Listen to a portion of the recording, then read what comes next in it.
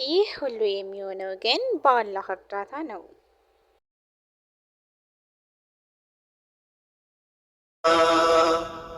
ባህር ማዶ ያለችው ውዲቷን እህቴ ደግነትን ሳስብ ማጠፋው ከፊቴ ሐሳቧን አሳክተህ ሕልሟን ሙላውና ሰላም አሌይኩም ወራህመቱላሂ ወበረከቱ። ውድና የተከበራችሁ የሰሙ ዩቱብ ቻናል ተከታታይ ቤተሰቦቼ፣ ውድ ሀገሮቼ ልጆች፣ እህት ወንድሞቼ እንዴት ናችሁልኝ? ሁሉ ሰላም፣ ሁሉ መልካም ከኔ ጋር አልሐምዱሊላህ ረቢል ዓለሚን ሁሉ ሰላም፣ ሁሉ መልካም ነው።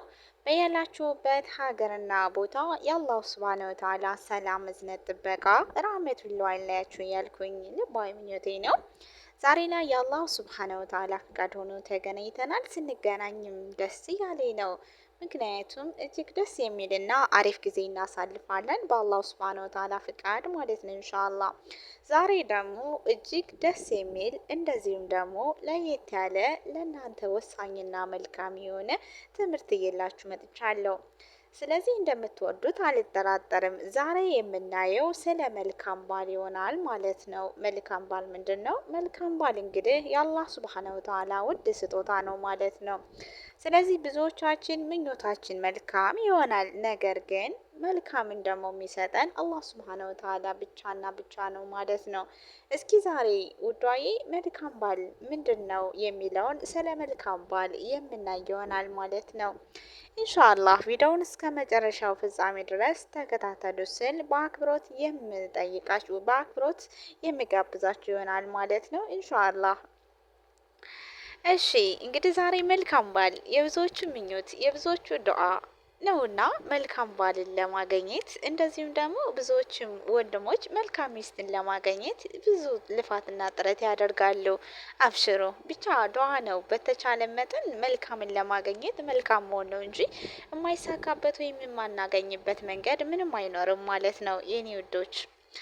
መልካም እንግዲህ መልካም ባል የአላህ ውድ ስጦታ ነው ብለናል ማለት ነው ኢንሻአላህ። በዚህች ዓለም ላይ ካሉ መልካም ስጦታዎች ሁሉ በላጩና የነፍስ መረጋጋት የሚገኝበት ትልቁ ረዳት መልካም ባል ነው። ስለዚህ ይህ መልካም ባል ማለት ነው። እስኪ እንየው ማለት ነው። መልካም ባል ለሚስቱ የህይወት ጉዞ ስንቅ፣ ለድካም እረፍት፣ ለስብራቷ ደግሞ ጠጋኝ ነው። ማን? መልካም ባል ማለት ነው።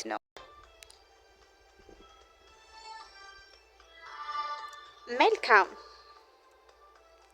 አንደኛ መልካም ባል ማለት ምን ማለት ነው? መልካም ባል የነውር መጋረጃና የጥበቃ ምሰሶ ነው።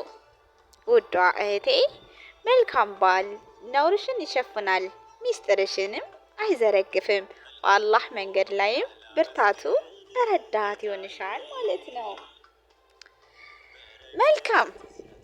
መልካም ባል ማለት ሚስቱ በሰው ፊት እንድትዋረድ የማይፈቅድ ልብስ ነው። ድክመቷን ለሰው በማውራት ፋንታ በመካከላቸው ባለው ፍቅርና ምክር ያስተካክለዋል። አብሮሽ ወደ ጀነት ለመጓዝ የሚተጋ እንጂ ብቻውን የሚሮጥ አይደለም። ውዷዬ ልብ በይኝ ማለት ነው። ሁለተኛ መልካም ባል አላህን የሚፈራ የልብ ጠባቂ ነው። መልካም ባል ሲቆጣሽ የማይበድልሽ፣ ሲወድሽ ደግሞ የሚያከብርሽ ነው። ከአንቺ አንድ መልካም ነገር ካየ ስለዛች መልካምነትሽ ሲል ብዙ ጉድለቶችሽን ይታገሳል። ማን? መልካም ባል ማለት ነው።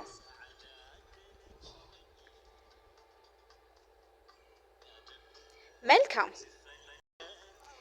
ምክንያቱም የእሱ ፍቅር ለአላህ ብሎ ስለሆነ አይከስምም፣ በፍጹም አይለወጥም፣ አይቀየርም፣ አይጠፋም ማለት ነው። ሶስተኛ መልካም ባል ለቆሰለች ነፍስ ፈውስ መድኃኒት ነው። መልካም ባል ለቆሰለች ነፍስ ረዳት፣ ለሀዘንተኛ ልብሽ ደስታ፣ ለባከነች ማንነትሽ መጠጊያ ነው። ዓለም ስታስጨንቅሽ፣ ኑሮ ፊት ስታዞርብሽ መሸሸጊያሽ ከአላህ ቀጥሎ እሱ ነው። እንደ ደህና ወደብ በሰላም የምታርፊበት፣ የልብሽን ስብራት የምታክሚበት፣ የምትጠግኝበት አስታማሚሽ መጠጊያሽ ነው።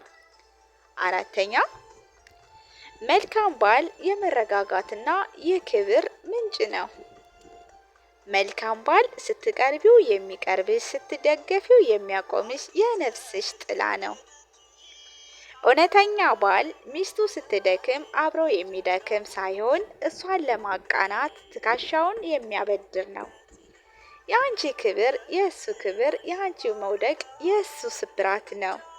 አምስተኛ መልካም ባል ለስላሳውና ታማኙ አጋር ነው። መልካም ባል ለስላሳውና ታማኙ አጋር ነው ማለት ነው። እንግዲህ መልካም ባል የነፍስ ውበት ያለው ወዳጅነት ለስላሳ የሆነ ነው። በመልእክቶቹ የማይታክትሽ፣ በንግግሩ ልብሽን የማይሰብር፣ ለስሜትሽ ተጨናቂ ነው። አንቺን በመጠየቅ ውስጥ ግዴታ ሳይሆን ናፍቆት ይታይበታል። በንግግሩ አይጎዳሽም፣ በተግባሩ ደግሞ አያሳስብሽም። ይህ ሁሉ የሚሆነው ግን በአላህ እርዳታ ብቻና ብቻ ነው ሀቢበቲ። ላሐውላ ወላ ቁወተ ኢላ ቢላህ። ከአላህ በስተቀር ምንም ኃይልም ሆነ ብልሃት የለም። ይህ የዚክር ቃል ማንኛውም የህይወት ፈተና የምናልፍበት ትልቁ መሳሪያችን ነው። ኢላሂ ለሁላችንም ለነፍሳችንም እረፍት የሚሆኑ በአንተ መንገድ ላይ የሚረዱንን መልካም አጋሮችን ወፍቀን ያ ረብ። ውዶችዬ ስለነበረን ቆይታ አመሰግናለሁ። እንደምትወዱት አልጠራጠርም።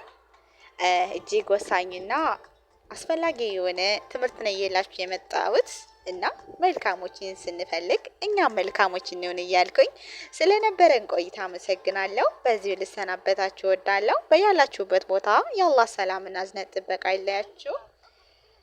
የምንወዳት የምናከብራት የምንሳሳላት እማማ ኢትዮጵያ ሀገራችን ለዘላለም ትኖር እያልኩኝ ወሰላሙ አለይኩም ወራህመቱላሂ ወበረካቱ። ባይ ባይ።